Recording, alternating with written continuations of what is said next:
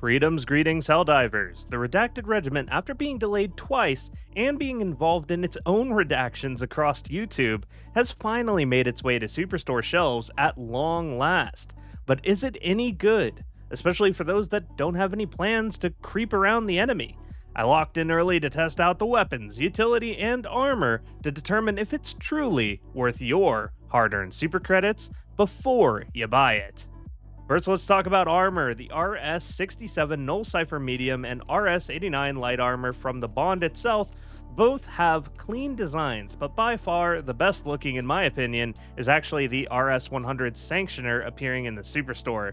Each of these suits come with a new passive that grant the definitive best stealth passive in the game, beating out both Scout and Feet First almost entirely. The reduced signature passive these suits come with reduces not only your movement-based noise like the ODST suits by 50%, but also reduces your overall detection range by 40%, giving you an all-in-one stealth-based package. That being said though, noise reduction doesn't actually do much outside of helping you avoid gunship spawners, enemy artillery, and factory striders, which all track initially based on the sound of your movement before all else, but 40% detection range reduction basically makes every enemy in the game legally blind when it comes to detecting you initially, making it absurdly easy to slip by enemy encounters, especially when map modifiers are active or during the nighttime.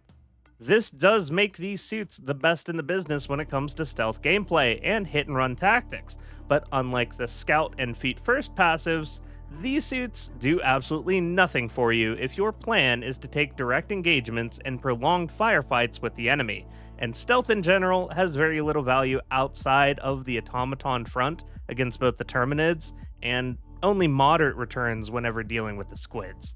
Suffice to say, this armor is not for everyone, and if your plan is indeed to run headfirst into every enemy and go for maximum kill count, there is zero value to be had here. If you enjoy playing fast, avoiding unnecessary conflict, playing for the objective, or just generally being shot at a whole lot less, then this armor might be your new favorite, as the RS-100 is now mine. Getting into the two primary weapons, both of these weapons are suppressed. In the past, suppressed weapons were basically pointless because the sound profile of the weapon had very little impact on whether you were detected or not, and energy and plasma based weapons that were more effective in direct engagements also carried lower sound profiles than the Halo suppressed weapons even had. Suppressed weaponry has, however, been revised as the proximity threat detection of your bullets has been reduced substantially compared to other conventional firearms. By this I mean the radius that enemies will react to being fired upon with these weapons is greatly reduced. So when you take down enemies near their allies or fire past them, they will not react and attack you for it unless they're extremely close together or are currently looking at the ally that you just blasted right in front of them. This does not make suppressors a magical, always active win condition, however. One missed shot, misstep, or miscalculation, and suddenly you're in an open engagement with a weapon that's comparatively worse in a full-on fight than most of your other options.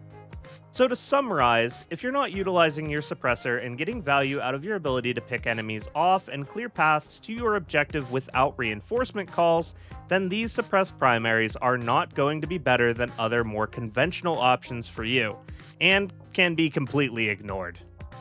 As for the stats on the weapons themselves, the R72 sensor deals 165 damage per bullet, just like the R63 standard Diligence, but with significantly less recoil and a slightly higher fire rate of 400 RPM, bringing its total potential DPS to 1100.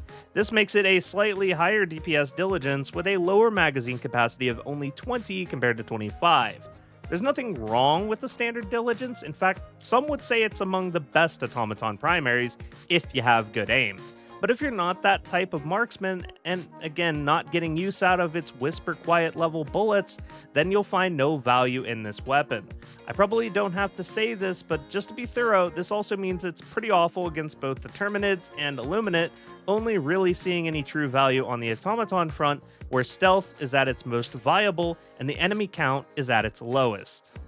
The AR-59 suppressor, which was originally dubbed the Truth Whisperer in the game files, got a redesign for this Warbond release and deals 80 damage per bullet with a very solid RPM of 850, bringing its total DPS up to a very okay 1,133 for an assault rifle. It has 45 rounds per magazine, a relatively low recoil value of 13, and of course, just like the sensor, is light penetrating. It's not a super exciting weapon to utilize and falls soundly within the ranks of underutilized light pen assault weaponry you already have 10 copies of by now. And as far as sneaking around goes, while the overall design of the weapon is very clean to look at, the sensor is just the better weapon for the job between the two thanks to its higher damage per bullet, as taking enemies out in just one bullet is essential for keeping a low profile, and the AR-59 with only 80 damage cannot frag anything bigger than a trooper in one hit. The P-35 Re-Educator sidearm is a 6-round dart gun pretty close in form and function to the stim pistol, but instead firing caustic darts which inflict the confusion debuff similar to gas-based weaponry.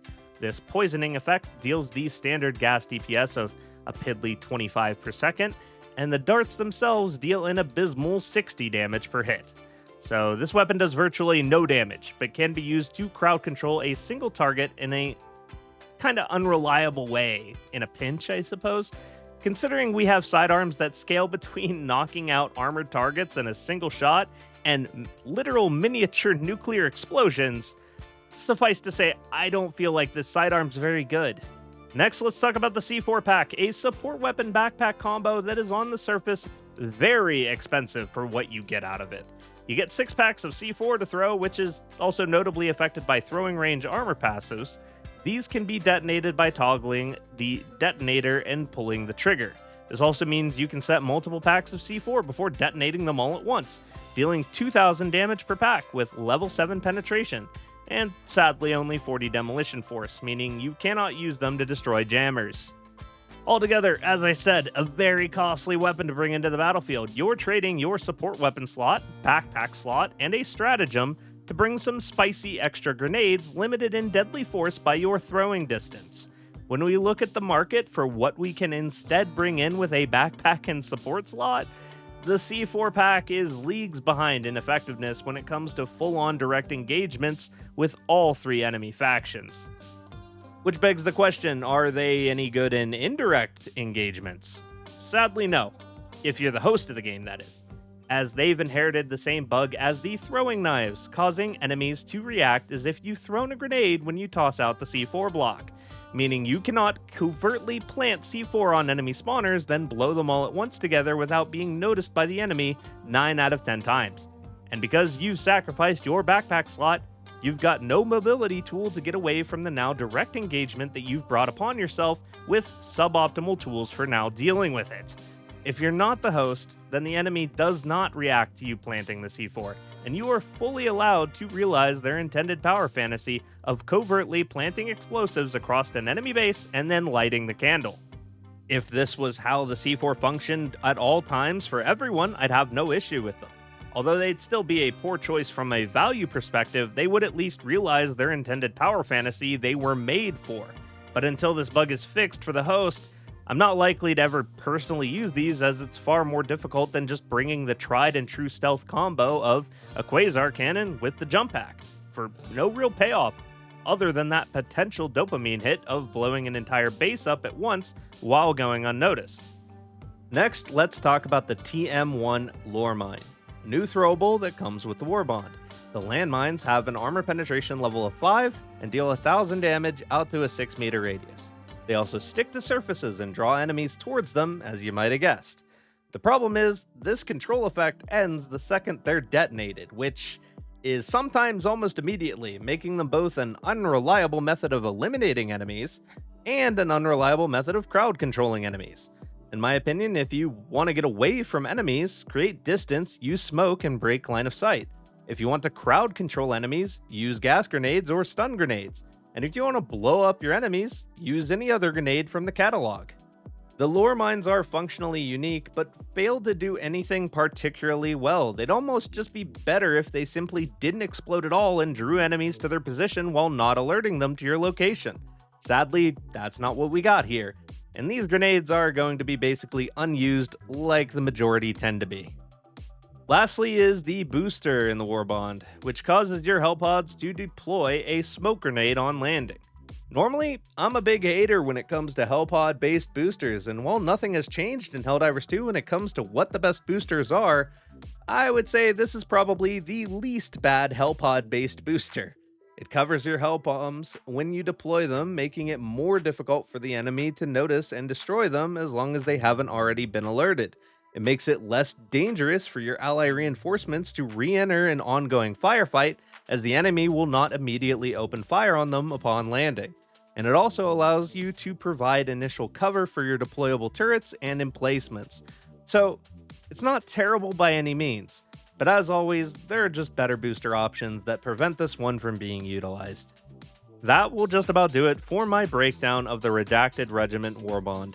It's certainly not the best Warbond ever released, but it does at least in some aspects fulfill the niche that it set out to be, and does add viable items to that niche playstyle that it's appealing to. While the majority of the Helldivers community can likely skip this Warbond without a second thought, for me, this is now my personal favorite. While the C4 and the mines are a bit of a flop for me personally, I'll be making regular use of the sensor and the armor passive in my dives going forward, and in this economy, even just a couple items per Warbond that appeal to you make it a win in my opinion. Thank you for watching till the end, and to my coffee supporters who help keep the channel going, I'll see you next time.